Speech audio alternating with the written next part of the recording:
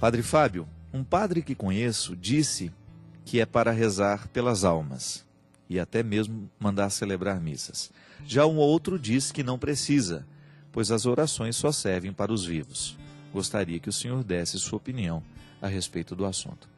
Minha filha, nem é uma opinião minha não, é um ensinamento da igreja, né?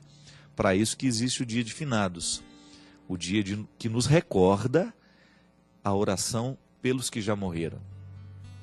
Toda a Eucaristia tem lá, dentro da oração eucarística, né, existe sempre um momento, né, em que a igreja reza por aqueles que estão ao redor da mesa e por aqueles que partiram para outra vida. Né? Você já deve ter prestado atenção. Se você é católico e participa dos ritos católicos, você sabe muito bem que dentro da oração litúrgica e eucarística há sempre um pedido por aqueles que já morreram. Isso faz parte da comunhão dos santos, né, gente? Nós rezarmos, claro, pelas questões vivas e por aqueles que já se foram. A oração é uma forma de querer bem. Eu sempre gosto dessa definição. Eu rezo por aqueles que eu quero bem. E orar é querer o bem do outro. Que problema tem eu me recordar do meu pai que já morreu e apresentá-lo diante do Senhor, né? Não é nenhum problema. Ô Senhor, o meu pai que já se foi, quero me recordar dele neste momento.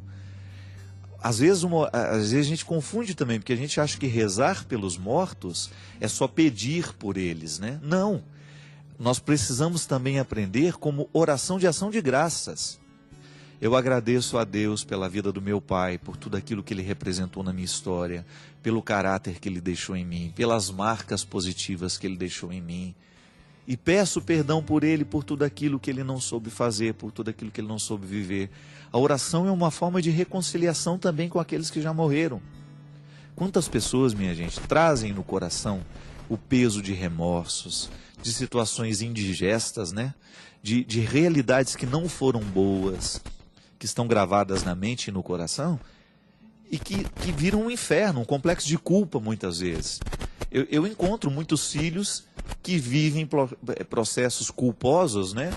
Porque não trataram os pais como deveria tratar. Aí o pai e a mãe morrem, as pessoas vão ficar infelizes com a consciência de que não foram os filhos que poderiam ter sido.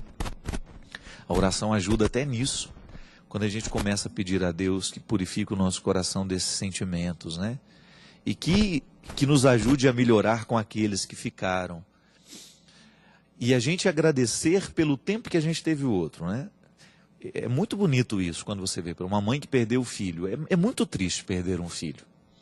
O primeiro momento é de desespero e geralmente Deus nem escuta aquilo que a mãe fala, aquilo que o pai fala, porque são desabafos, né? Mas depois de um determinado tempo, é até bonito você descobrir que a mãe e o pai, pelo processo de transformação do coração, da aceitação daquele acontecimento, são capazes até de agradecer a Deus pelo tempo que tiveram seus filhos. A gente agradece, oh meu Deus, a minha irmã morreu tão jovem, né? Morreu com 31 anos.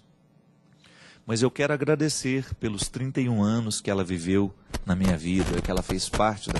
31 não, porque nós não tínhamos a mesma idade, né? Mas pelo tempo que eu pude ser irmão dela, né? Pelos 20 e poucos anos em que eu pude tê-la na minha vida. Então essa oração de ação de graças também é importante a gente fazer. Não é só pedir pela salvação daquele que já se foi.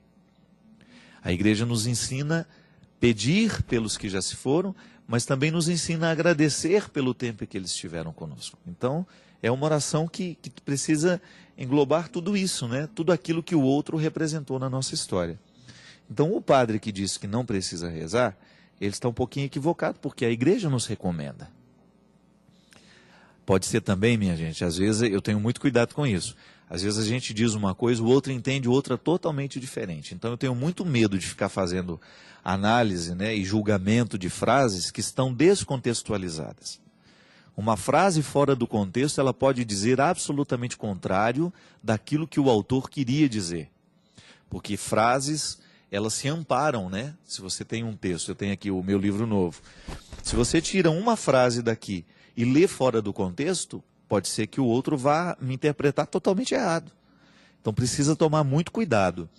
Antes de você dizer que o outro disse, presta bem atenção em que contexto ele falou, por que ele falou, como foi que ele falou, que às vezes a gente muda até a palavra do outro, né? E isso não é justo. Então, muito cuidado. Às vezes o padre nem quis dizer isso e às vezes a gente entende. É a vida, né? São os limites da comunicação.